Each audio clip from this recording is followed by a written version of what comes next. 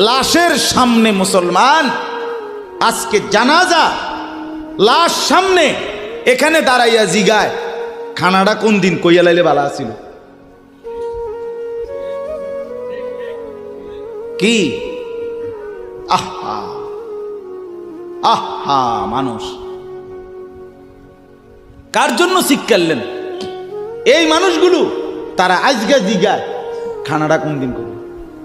4 দিন না খানাটা কি সোমবারে করলে ভালো হয় না মঙ্গলবারে করলে ভালো হয়? কদ্দুর অনবুঝ করে লাইলে ভালো ছিল। লোকজন কি আর আবার ফাইবেননি?